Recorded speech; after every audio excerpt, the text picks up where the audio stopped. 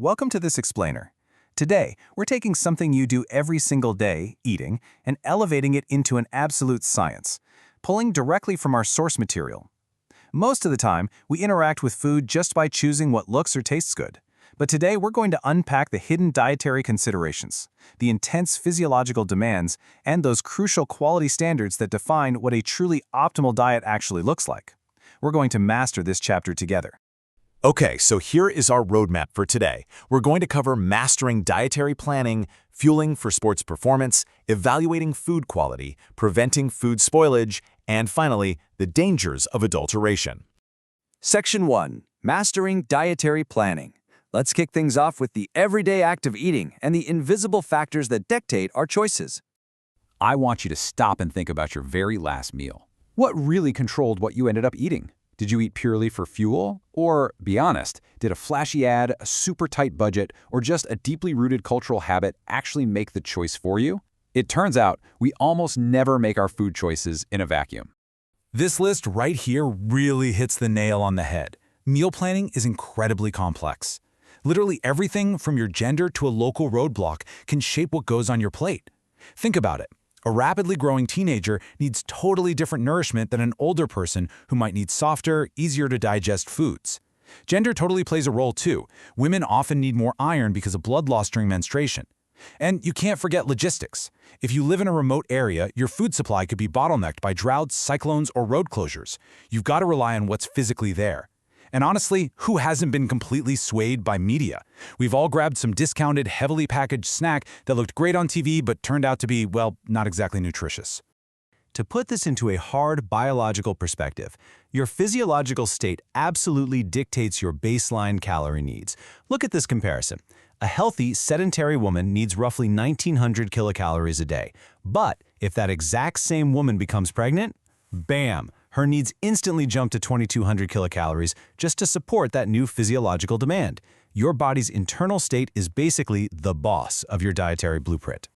Moving right along to Section 2, Fueling for Sports Performance. Let's look at what happens when human physiology is pushed to its absolute limit. Now, what's fascinating about this breakdown is how athletes completely re-engineer their macronutrients. Depending on how intense the sport is, they might need anywhere from 5 to 10 grams of carbs per kilogram of body weight just to keep those quick energy glycogen stores topped up. But check out the secret weapon for endurance events, combining carbs and proteins in a 3-to-1 or even 4-to-1 ratio. It's brilliant because it ensures that the protein, which stays around 1.2 to 2.0 grams per kilo, actually goes towards repairing muscles and forming enzymes, instead of just getting burned up for basic energy. Meanwhile, fats are kept moderate, but they're absolutely crucial for that slow burn stamina in marathon-style events. But here's the thing, all those macronutrients are totally useless if you're not hydrated. For us everyday folks, 2 to 2.5 liters is standard, but for an athlete, to prevent dangerous heat exhaustion, nasty muscle cramps, or even vertigo, their fluid intake can skyrocket up to 5 or 6 liters a day during intense heat. And sometimes plain water just doesn't cut it. They've got to add glucose and salt just to maintain that super delicate internal balance. All right, Section 3. Evaluating food quality. Let's bring this back down to earth and into the grocery store. How do we, as conscious consumers, actually guarantee the safety of the fuel we're buying? Because a perfectly planned diet is useless if the food is contaminated, right? Our source material heavily emphasizes checking for regulatory marks. In India, your absolute baseline is the FSSAI logo. That's the Food Safety and Standards Authority of India. They ensure the food is wholesome and safe to eat. And right next to it, you might spot this +F logo. If you see that, it's a great sign. It means the food has been fortified, meaning its nutritional quality was actively enhanced beyond its natural state. You're also going to want to look out for specific Government of India seals like Eggmark and ISI. These aren't just random stickers. They take abstract safety rules and turn them into clear, identifiable quality guarantees right there on the package. They're basically your quick visual confirmation that the food hasn't just been scooped into a bag, but actually passed rigorous physical and chemical tests. Next up, Section 4, Preventing Food Spoilage. So, once you've actually bought high-quality food, your next battle is keeping it from spoiling. The second you bring it home, it's under attack by microbes, insects, and even its own internal enzymes. The trick here is understanding perishability. Categorizing your pantry accurately is literally your first line of defense against throwing money in the trash. Look at the shelf lives here. Perishables like milk or meat give you a tiny window, hours to maybe a couple of days at room temp. Semi-perishables, like some fruits, buy you about a week.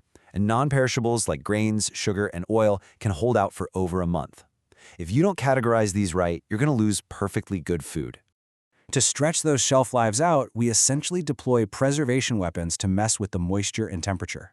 This could be simple heat treatments, like pasteurizing milk to destroy microbes, or freezing things to basically pause enzymatic activity.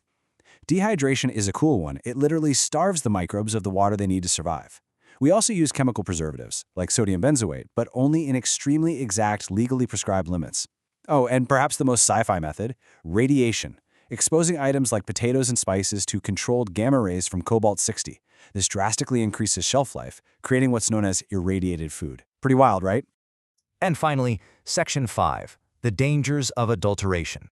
We have to talk about the most serious threat to food safety. Spoilage is natural, but what happens when people intentionally degrade our food just to make a quick buck? That's food adulteration. Under the Food Safety Standards Act of 2006, doing things like substituting cheap ingredients, throwing in unhygienic matter, or using harsh chemicals like literally acid-washing ginger just to make it look fresher isn't just shady business. It is a punishable legal offense. Adulterated food is classified as officially substandard and unsafe. It's a deliberate tampering with the literal fuel keeping us alive. Which brings us to the ultimate question, based on everything we've unpacked in this explainer. Are you truly the one controlling what fuels your body? Or are hidden factors, like slick marketing psychology and illegal adulterants quietly sneaking onto your plate?